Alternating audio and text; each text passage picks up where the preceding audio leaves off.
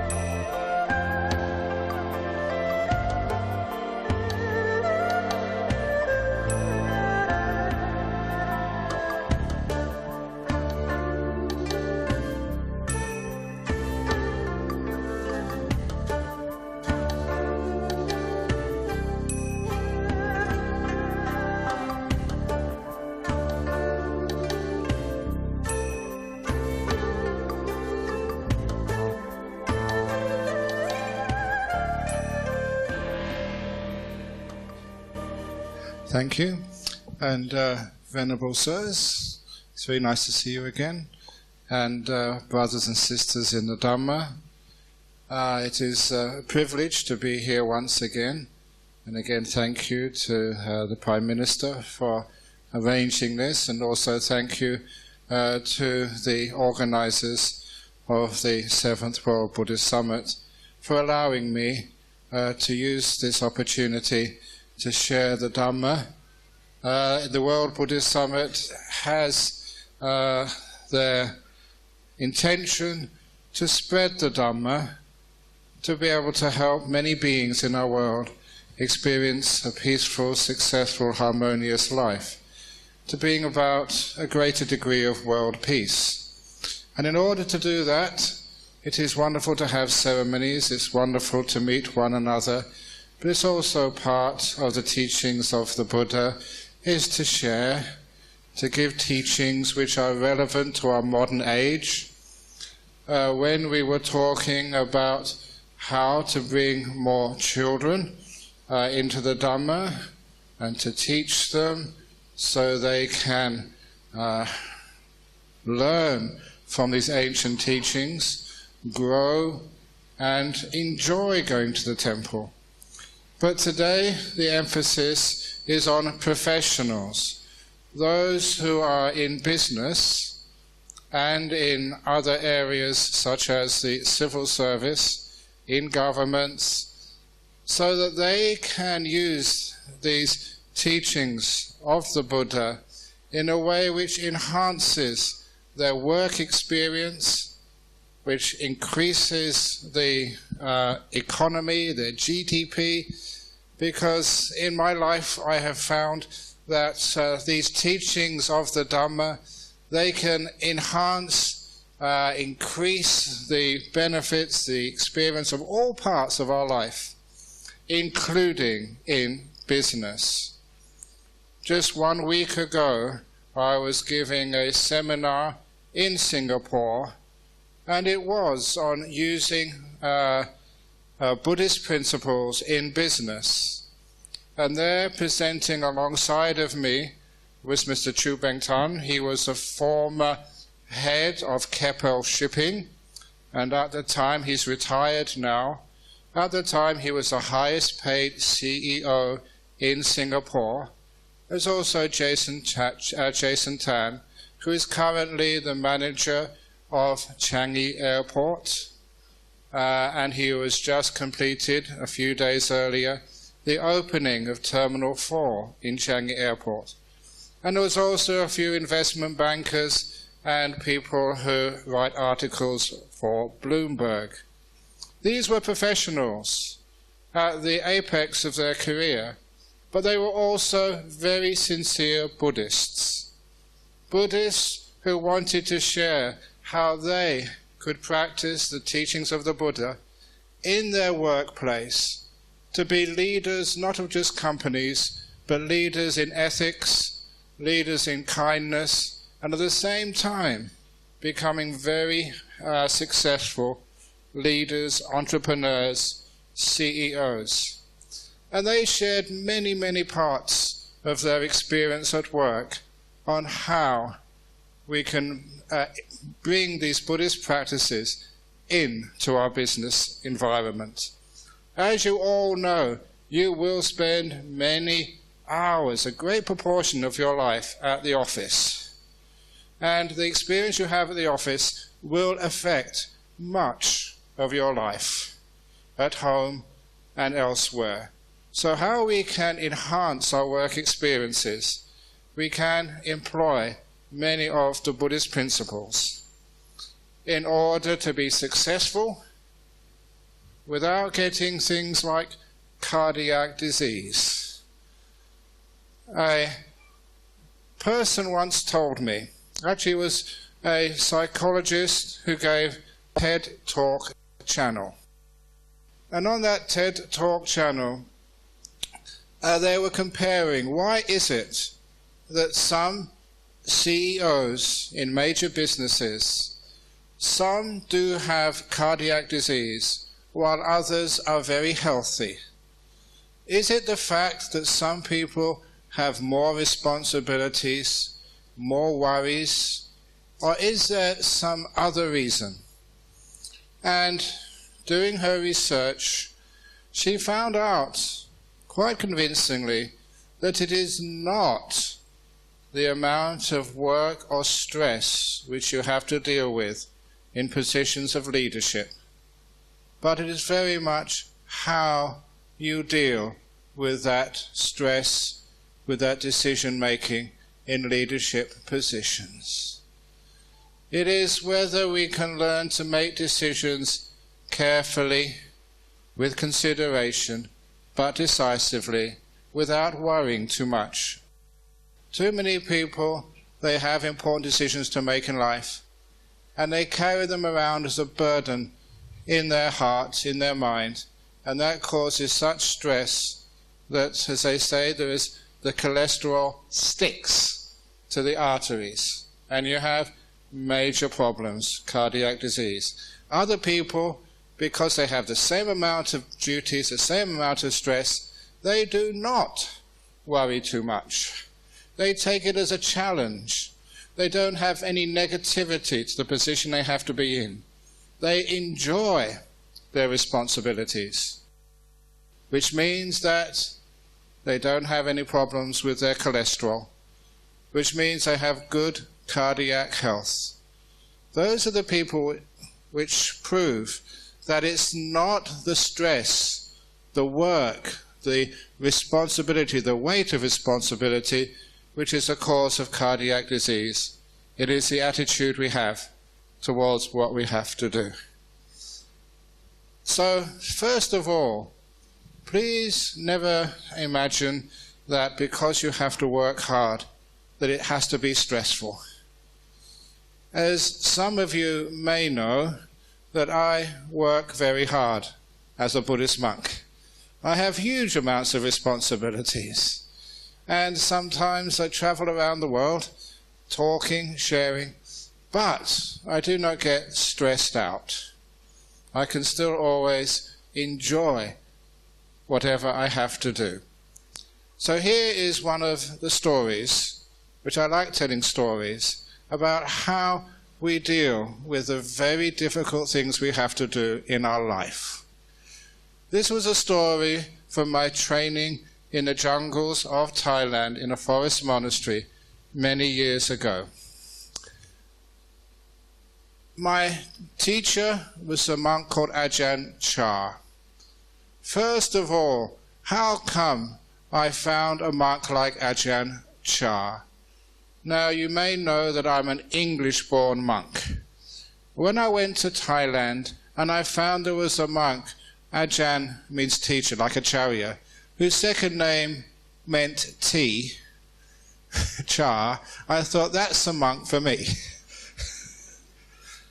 So, when I went to stay with Ajahn Chah, he was a very powerful, wise monk who taught from experience, from wisdom, with deep meditation, and from the sutra as well.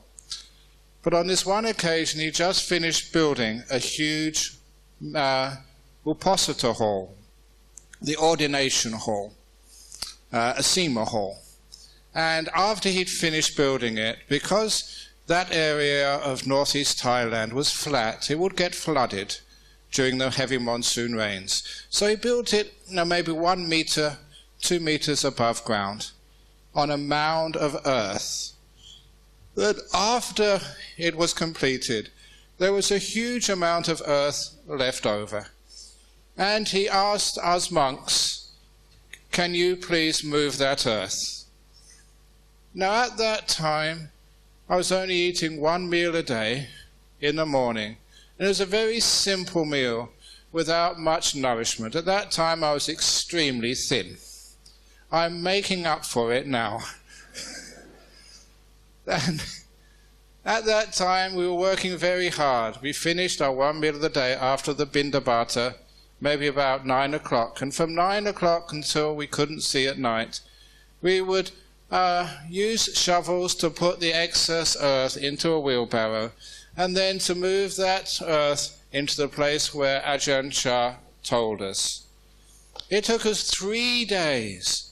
3 days of hard labor, pushing the earth through the steamy forest jungles of northeast Thailand, sweating, dirty, tired on 1 meal a day, being bitten by mosquitoes who took advantage of us. Those mosquitoes at those days in Thailand, they had never eaten Western food before. So now this was the first delicacy, Western food.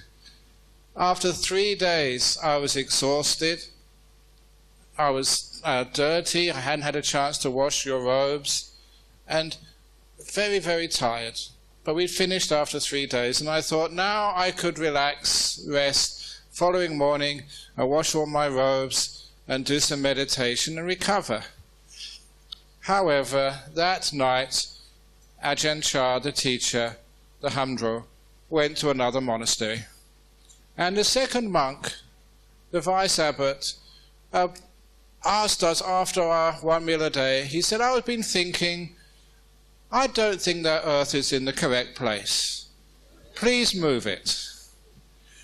So 3 more days of hard work, shoveling earth, pushing it in a wheelbarrow through the mosquito-laden jungles, sweaty, dirty, really stinky. But we finished. Our 6 days of hard work. Now I can relax and rest and have some meditation the next day and wash everything. I was really stinky. However, that night, Ajahn Chah returned. You already know what happened next. He said, why do you put it over there? I told you to put it over this other place. Move it. Now, for all those 6 days, although it was hard work, I had a lot of faith in my teacher. We have gratitude for the people who have served us and helped us. It was a small repayment for all the wisdom and kindness my teacher had given me. However, even gratitude and faith has its limit, and I'd passed my limit by now. And I was thinking, after another 3 days of hard work, I never became a bhikkhu to work like this. I became a monk to meditate under the trees, in the caves, quietly, peacefully. This is exploitation. So, I was very upset. I'd lost my faith. And what happened was, I started to swear in English, hoping that the Thai monks wouldn't understand what I was saying. I was still a young monk. But they understood, because they could see the body language. You can tell when a person's angry and upset, and I was angry and upset. And it was at that point one of the monks came up to me and gave me a wonderful teaching, which I'm sharing with you now, of how to deal with the stress of your work life. He told me, pushing the wheelbarrow is easy. Thinking about it is the hard part. Pushing the wheelbarrow is easy. It's thinking about it is the hard part. And how true that was for me. As soon as you stopped thinking and complaining, pushing the wheelbarrow became so easy. To me, the stress was not the hard work, but the thinking, the negativity, the complaining about it inside. And to this day, whatever task you have to do at your work, doing it is the easy part. It is thinking about it. That is the hard part.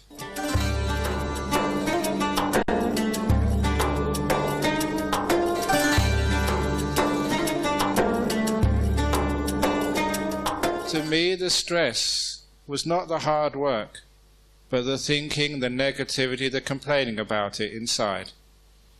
And to this day, whatever task you have to do at your work, doing it is the easy part.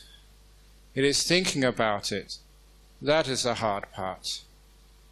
Whatever decisions you have to push through government, whatever strategies you have to decide in your company. Whatever you have to do in your life, you will always find that thinking about it overmuch is a problem. Doing it is very easy. So that's where I learned just how to deal with anything which I have to deal with in life. Giving talks, being jet-lagged, going and having my photograph taken, which I don't know why. When I was young and handsome, wanted to take the photograph of me. Now I'm old. But whatever we do without complaint. But we do have to make decisions sometimes. And when we make decisions which will affect ourselves and many other people, I've often noticed the decision-making processes in a company are sometimes flawed. That decision-making in a company has to be considered, and as the Buddha said, whenever we make any decisions, we should always consider what he called the four agati, to make sure that we are not acting out of lobha, dosa, moha, and also the last one, fear. So lobha, dosa, moha, I think you all know, is like greed, ill will, or stupidity, delusion. To make sure it's not just in our personal interest, it's in a greater interest for our company, our country, for the people who work for us. And also not from ill will. We're not doing this out of spite, and not out of delusion, stupidity. We gather as much information as we possibly can, so we're well informed. And lastly, we're not acting out of fear. And acting out of fear is one of the reasons why people do not make good decisions. They're afraid of what other people will say about them. They're afraid of their personal reputation.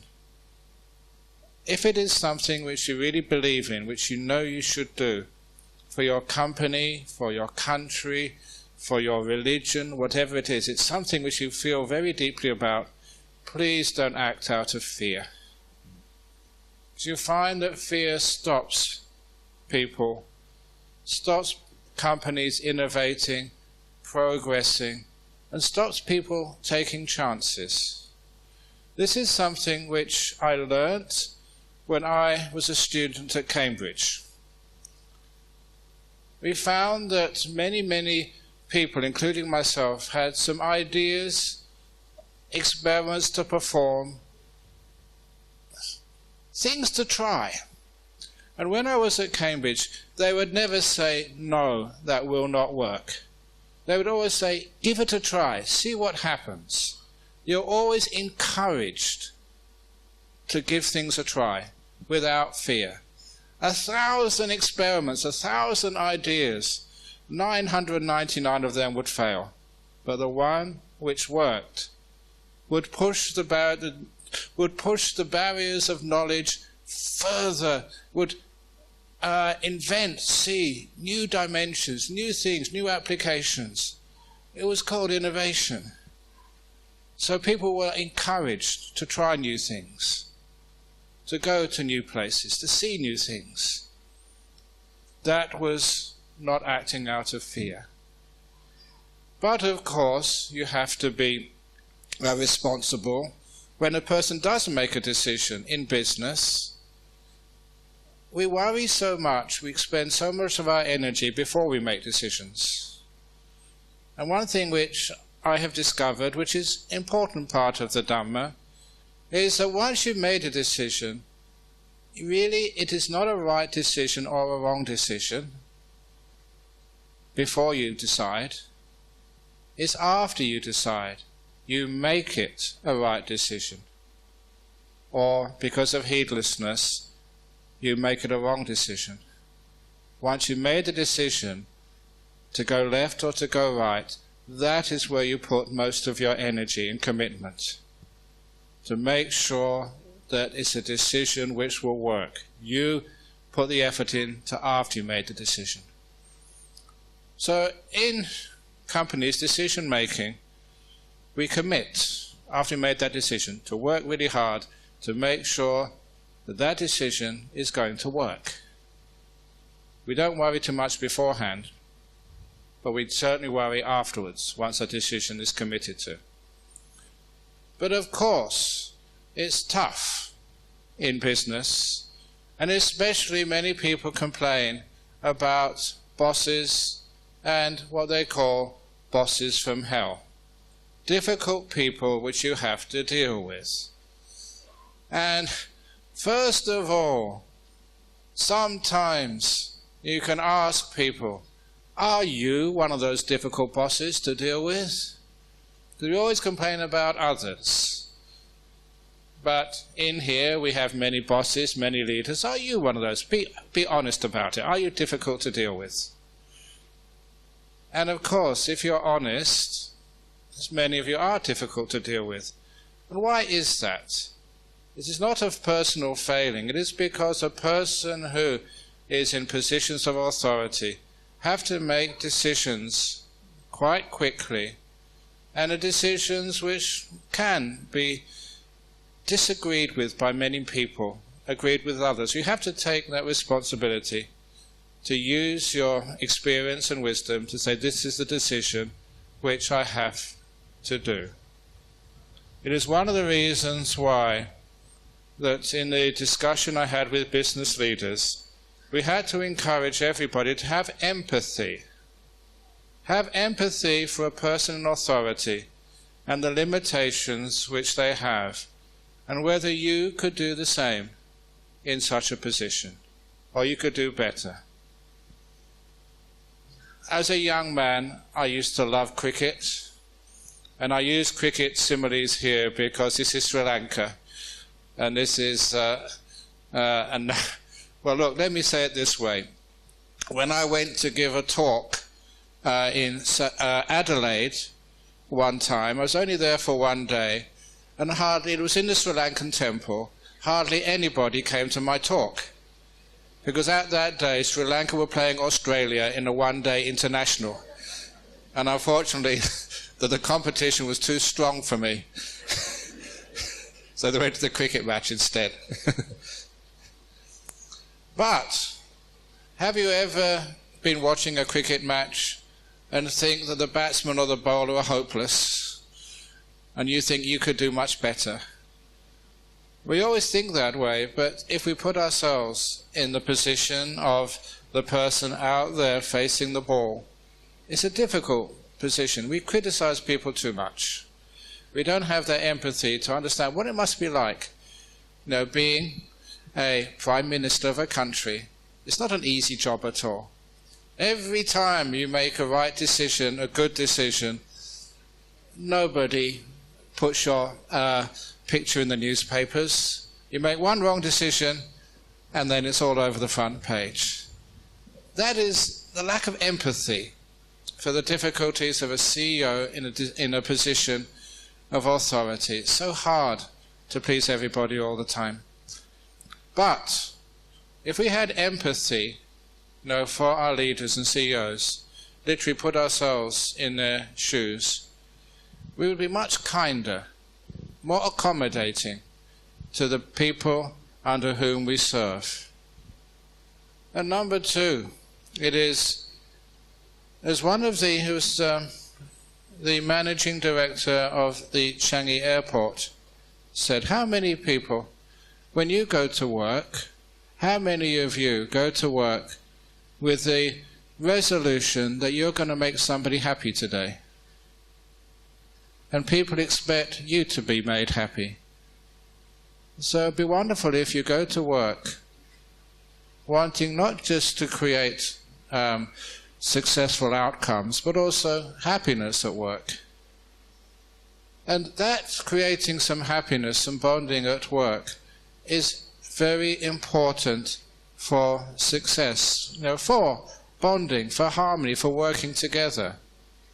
Even people in small jobs. There was one gentleman who was a bus driver, and he told me that this was a dead-end job, that he was just driving a bus all day, and what good was that? It was too simple a job. And so I recommended to him, yes, you are driving a bus, but you meet so many people every day. Many people, you take their fare, and you can have the opportunity to smile at them, to welcome them, to give them some kindness. He said, that means there's a lot you can do for other people's happiness and well-being. That is important in your work, wherever you are. A smile, a little bit of kindness goes a long way to creating harmony, morale, and eventually profits, success outcomes. If you look after others, then they look after you. It is karma. If you're kind to others, they will be kind back to you. If you serve others, they will serve back. One of my students over in Australia, her work colleague got promotion, and after getting promotion, the attitude changed. One was now a boss, the other one was a subordinate. And they didn't seem to get on together, until one day the subordinate was going out to get some coffee and got another cup of coffee for her boss, the type of coffee she knew her boss liked from the time they were working together as colleagues. And just that little act of kindness, just getting a cup of coffee for her boss, changed the relationship. Now they could actually be kind to one another. And the office politics ended right there with a simple act of kindness. Imagine what it must be like to be a boss. No one is ever kind to you. No one ever respects you, except just, trying to say the right thing. No one ever treats you like a human being, but a boss, a position of authority. And it's wonderful when a person treats you with kindness. This is called bonding, learning how people can work together. Because you may think that the boss is the top of a pyramid. Usually the hierarchies of organizations, whether it's in a monastery, a temple, in a company, or in an organization, it is a pyramid. But the boss is at the bottom of the pyramid. Imagine an inverted pyramid with the apex at the bottom. Because it is the boss, the CEO, the Hamdro, who supports everybody else. They have a lot of weight and responsibility on their shoulders, which is one of the reasons why we should have empathy for the people who lead. But those people who lead, first of all, there comes a time, in your positions of leadership, where you realize the amount of money which you have, you will never spend. The government will spend it, your children will spend it, the charitable organizations which you support will spend it. There's only a certain amount of money which you will spend. After a while, you realize your continued work is not spending for you, it's spending for others. Charity, giving. Even so, we still love working, simply because it is giving. It is giving to our community, and even paying taxes. When you pay taxes because you work, you'll see the results of those taxes in the hospitals which you pass, in the schools which your taxes support. Your hard work is doing good karma for the community, for the society. Sometimes that we find that the hard work we do does have an effect on our society. The taxes built this big hall here, where I can give a bana this afternoon. So never think that the money which you pay to taxes, the money which you earn, is just for yourself. It never is. It's always for others as well. And that should give you lots of happiness. Sometimes the goodness which we do in our work, in our society, in our companies, sometimes we fail to appreciate the results of our hard work. It's not just for ourselves. It's not just even for our family. It will always be to so many other people in our community. Even the people who you employ.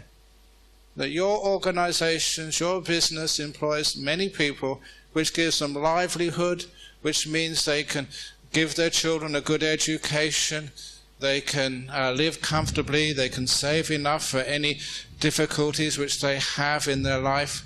There's so much which they can do because you supply them with employment. It's not just making money. It's making society. It's making community. It is serving the people in our world.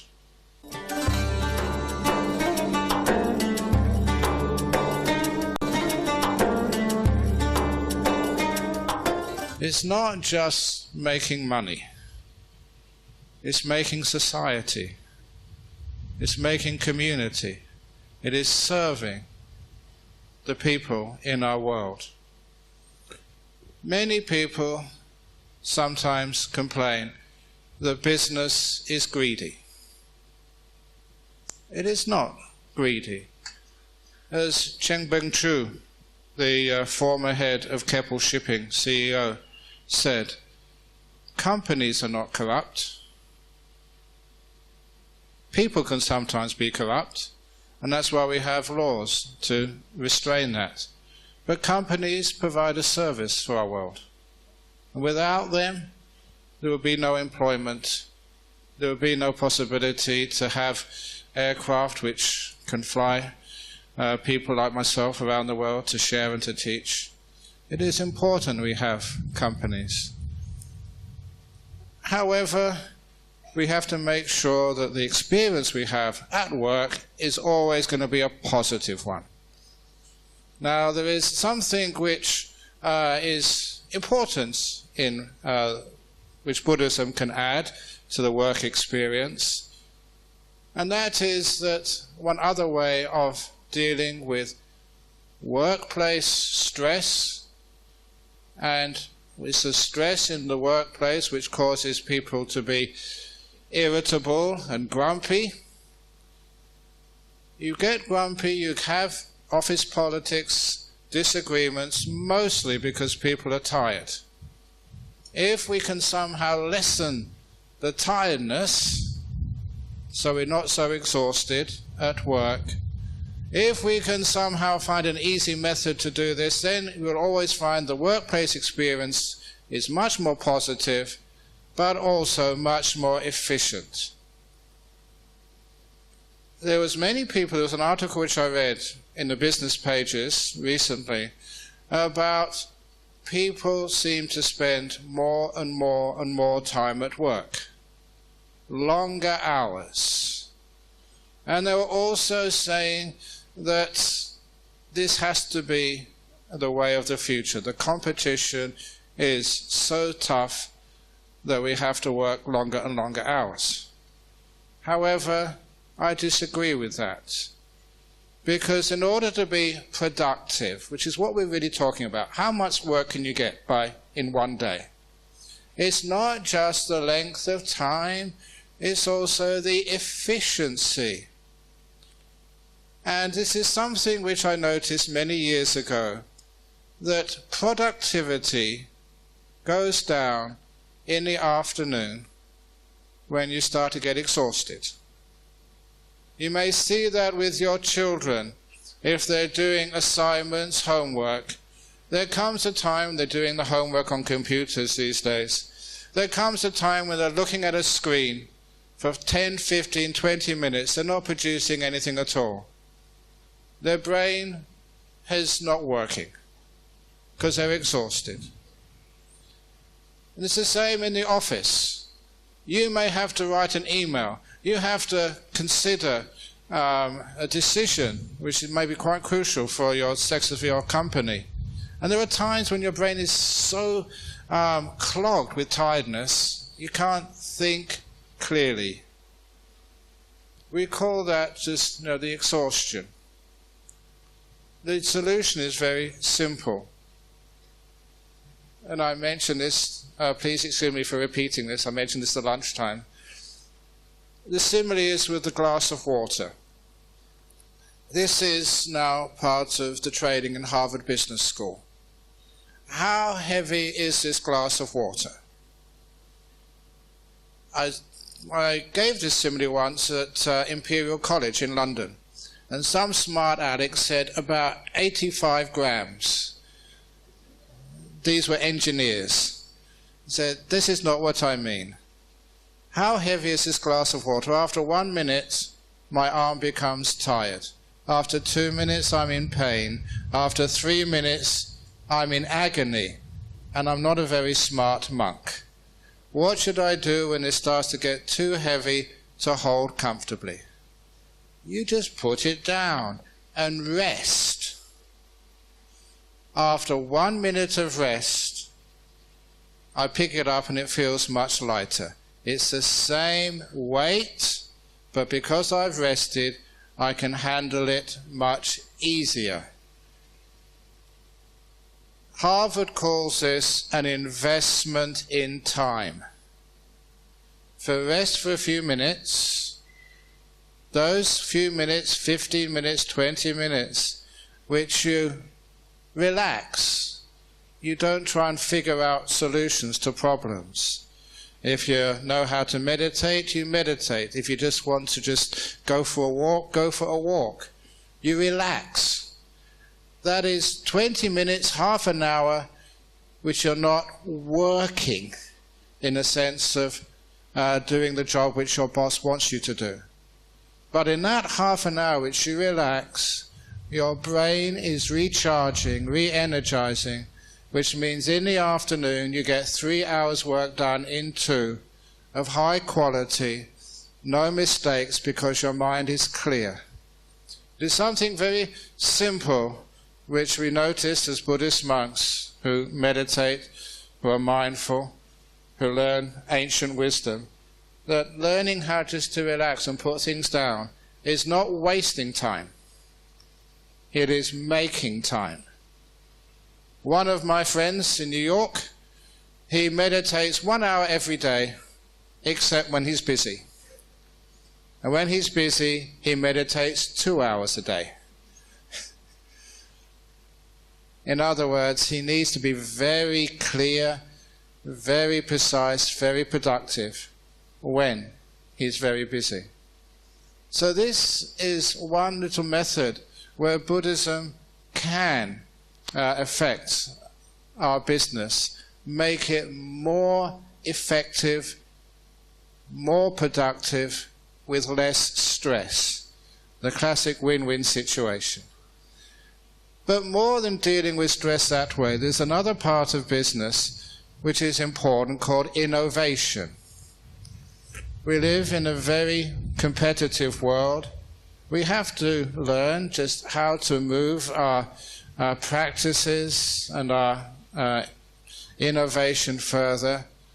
Research and development is an important part of economic success. And in order to innovate,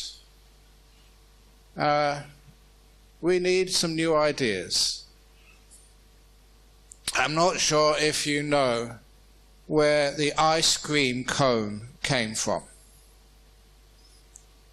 The ice cream cone, which you may get for your children or yourself when you're on holiday or just even on a hot day in Colombo, that originated from the St. Louis World's Fair in 1920-something, where there was a stall selling ice cream located adjacent to a stall which had the franchise for selling waffles. And the two gentlemen, one selling waffles, one selling ice cream, were talking to one another, became friends, and they decided, why not combine these two different types of food which had never gone together before. And they made the waffle into a cone, put the ice cream on top, and that was the origin of the ice cream cone. Two different foods synergizing together. So number one, innovation often comes when we get two different ideas, two different fields coming together and seeing how those two can create new ideas, new products. But even more than that, for innovation, which is important in our business, there is a little simile which I use from Buddhism about insight.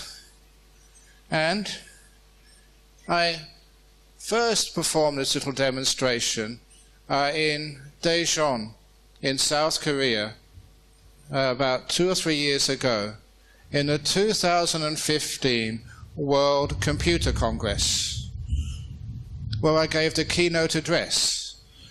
And there were many executives from Samsung, LG, the whole of the computer industry in that part of the world, Google obviously, and they were wondering, what is a Buddhist monk doing giving the keynote address at the World Computer Congress? And so I answered them. I said, if you have another technology expert teaching you more of the same, where is the innovation? Where is the progress going to happen? Sometimes we need to have fertilization from outside our industry, from outside our sphere of experience, in order to try and see things from a slightly different way. I was talking about insight. And this is what I was talking about. I got out a glass of water, it was actually a bottle of water, and I asked the audience, please describe what I'm holding up. And somebody shouted out, glass, maybe about 8 inches high, circle at the top, with a stem on the bottom. Yes, keep on looking. What do you see here? And after about 3 or 4 minutes, they'd exhausted the description of what they saw here. You say glass, you say water, you say 80% full, you say heavy. It's more than that. The longer you look, the more you see. After a while, you exhaust what you've been taught. Once you've exhausted your knowledge of what you think this is, then you can start to see it afresh. Once you've exhausted what you've seen. There's something which we say that your learning, your conditioning, is what stands in the way of seeing new things, new opportunities, new angles, new products, new ways of dealing with business. There's always opportunities. If you, instead of seeing things as a glass, you can see things as something else. This is not a glass of water for me. I haven't drunk this. I'm not thirsty. This is my visual aid. You use it for different things. So that is innovation. Looking at new ways of doing things. So in this way that we do have ways of dealing, with competitive business in today's world.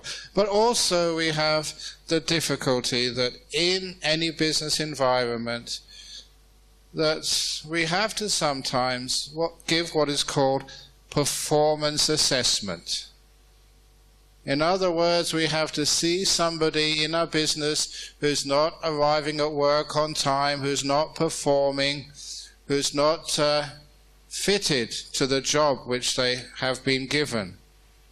And this is something which in business as a professional, people often find it very difficult to sack someone, to tell them that they're not doing the right thing.